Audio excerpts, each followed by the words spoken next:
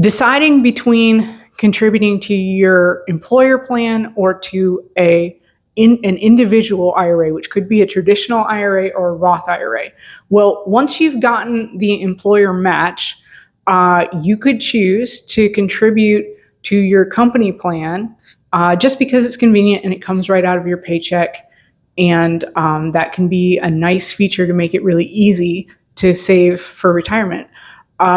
However, the downside is that when you contribute to your employer plan, you're not allowed to access that money until you leave that employer. So as long as you're still working with that employer, you're going to have to keep the money in the company plan unless you can do a hardship distribution. So there are certain exceptions. You can also do loans with certain kinds of plans. But generally speaking, it's pretty hard to access the money, and you probably can't get all the money out of your company account as long as you still work there. And, you may be hoping to work for your current employer for a long, long time. So if you do an individual account, you can avoid that and you can have easier access to your money. Now, if you do a traditional retirement plan contribution, like a pre-tax IRA or a pre-tax 401k, then you can't take that money out before you're age 59 and a half without paying both tax and penalty.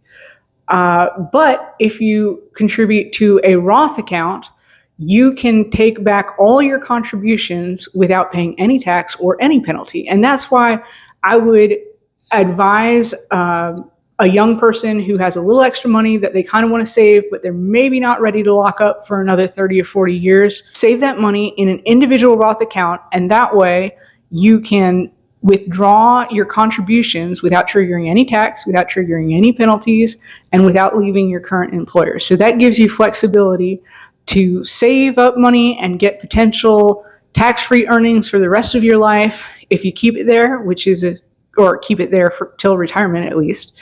And if you decide that you need that money for some kind of major expense or to buy a home or something like that, you can access that money because it's not in your company account. So for a younger person, you get a whole lot of flexibility with a Roth IRA, and there's really not a lot of downside to contributing there because you're not really making a long-term commitment.